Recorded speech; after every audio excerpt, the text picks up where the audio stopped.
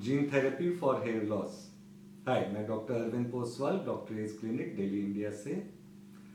और आज हम बात करेंगे gene therapy for hair loss. ये क्या है और इसके क्या फ़ायदे हैं, इसके बारे में जानना इसलिए ज़रूरी है क्योंकि gene therapy for hair loss एक ऐसी चीज़ है जो ज़्यादातर इसकी स्टेप्स आप घर में खुद कर सकते हैं। आपको बार बार क्लिनिक पे जाके डॉक्टर से मिलना या डॉक्टर के पास पैसा कोई खर्च करना, ये सब की ज़रूरत नहीं है। और जीन थेरेपी काम क्यों करता है, सबसे पहले तो यही समझ लेते हैं। देखिए, हमारे बालों में स्टेम सेल होते हैं। जब तक ये स्टेम सेल मल्टीप्लाई कर रहे हैं तब तक बाल लंबा हो रहा है। जब ये स्टेम सेल मल्टीप्लाई करना बंद हो गए तो ये बाल उगना बंद कर देता है, छोटा हो जाता है और अल्टीमेटली गिर जाता है।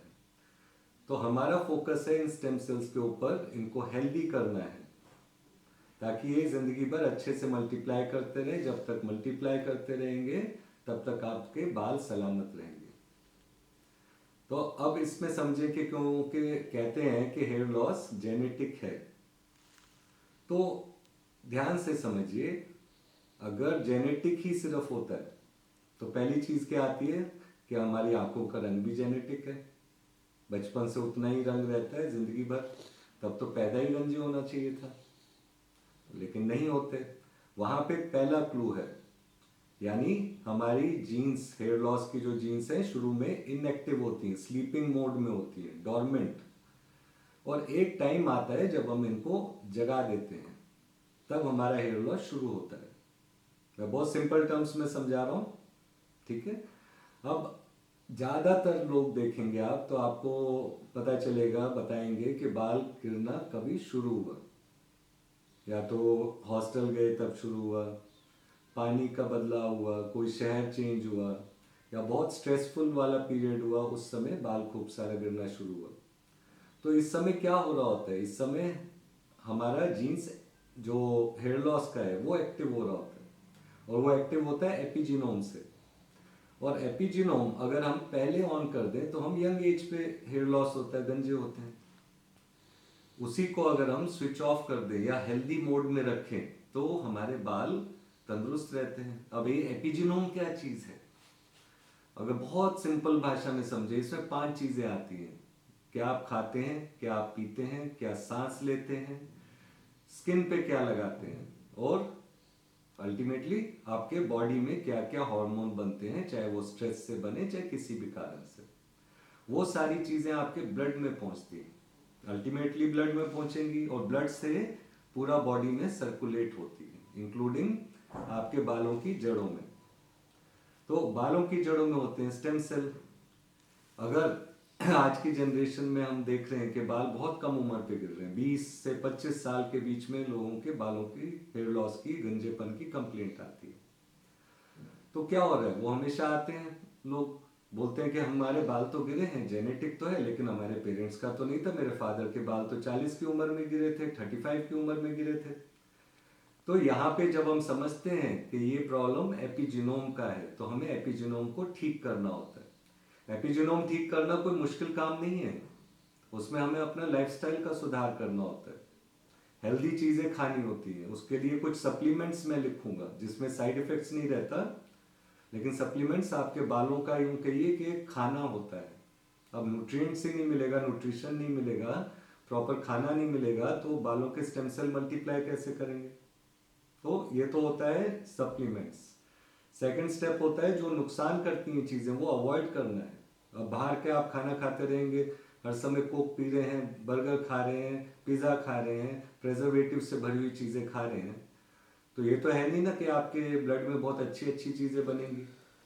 तो आपका बाल समय से पहले एक बहुत बड़ा कारण ये है, तो हमको इसको सुधारना ज़रूरी है। उसका बहुत सिंपल है हेयर केयर प्रोसेस, वो मैं आपको भेजूंगा, आप हमारे पास व्हाट्सएप से मैसेज भेजें।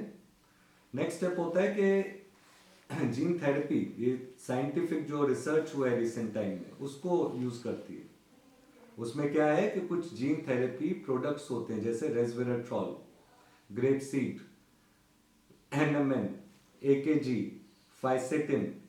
ये कुछ बहुत ही इंटरेस्टिंग और हेल्पफुल प्रोडक्ट्स होते हैं, ज़्यादातर नेचुरल होते हैं, साइड इफेक्ट्स नहीं रहता है इसका। और इसको हमने यूज कैसे करना है, आपकी स्किन की जो स्कैल्प की स्किन है उसमें इंट्रोड्यूस करके। और कोई मुश्किल बात नहीं है, जो स्किन है जहाँ पे आपके बाल हल्के हो रहे हैं वहाँ पे जैसे हम दिखाएंगे डर्मा रोलर चलाना है। डर्मा रोलर जब चलाएंगे तो वहाँ पिन पॉइंट ब्लीडिंग होगा। तो डर्मा रोलर 1 मिलीमीटर वाली नीडल का होना चाहिए कम से कम। अगर आप नहीं जानते डर्मा रोलर क्या है तो गूगल कीजिए। अब इस पे रोलर है, इस पे छोटा छोटा नीडल है। जब ये आपने चलाना है अपने सर पे जहाँ पे बाल हल्के हो रहे हैं तो वहाँ पे दबा के चलाना है। दबा के चलाएंगे तो वहाँ पिन पॉइंट ब्लीडिंग होगा। अगर आपको डर लगता है दर्द से तो आप हमें कांटेक्ट करें, हम बताएंगे कि इस एरिया को नम कैसे कर सकते हैं, सुन कैसे कर सकते हैं, ताकि उसके बाद आप बिना दर्द के कर पाओ। हफ्ते में 1 बार डर्मा रोलर चलाना है, कुल मुश्किल से 5 मिनट लगेगा आपको, कोई बड़ा काम नहीं है, इतना मेहनत नहीं है। उसके बाद आपने रेस्वेराट्रॉल सीरम रहेगा। ये रेस्वेराट्रॉल सीरम रोजाना रात को या दिन में किसी भी एक टाइम आपने सर पे स्प्रे कर देना।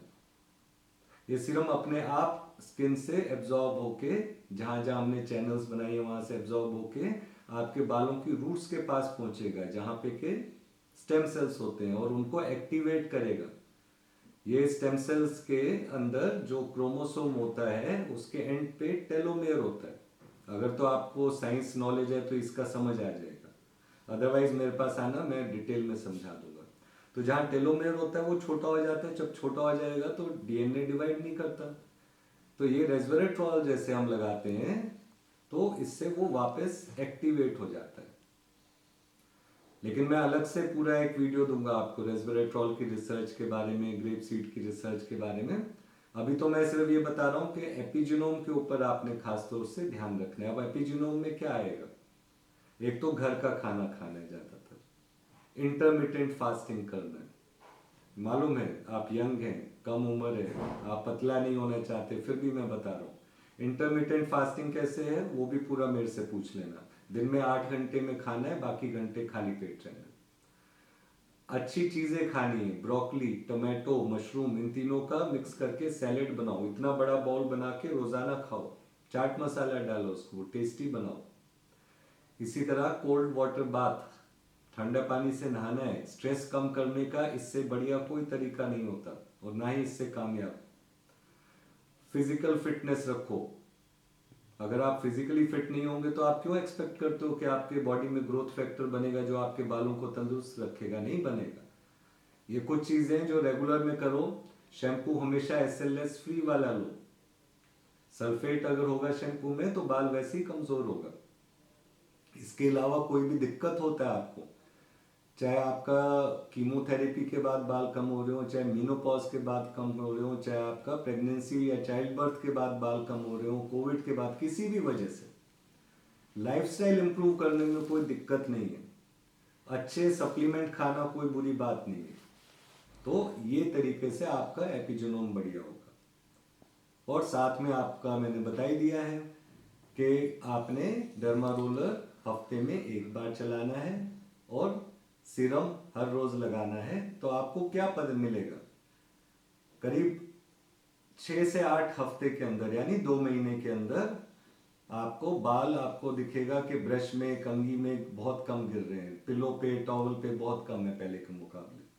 दूसरा, मजबूत होंगे, आप बाल को पकड़ के खींचोगे तब भी वो मजबूत दिखेगा, मजबूत फील होगा, हाथ में नहीं आएगा। और तीसरा, ऑफकोर्स जैसे आगे की तरफ बाल उगने लगेगा तो आपको भी दिखेगा आता हुआ। और सारे ही मेरे पेशेंट्स को अच्छे से दिख रहा है और इम्प्रूवमेंट हो रहा है। आप भी इसका फ़ायदा उठाओ और हमें आज ही कांटेक्ट करो। और ये वीडियो को भी अपने दोस्तों में, लोगों में शेयर कीजिए। अगर आपके शहर में आपके डॉक्टर को नहीं मालूम जीन थेरेपी के बारे में तो उससे भी शेयर कीजिए। और इस चैनल को सब्सक्राइब करो और लाइक करो। Thank you.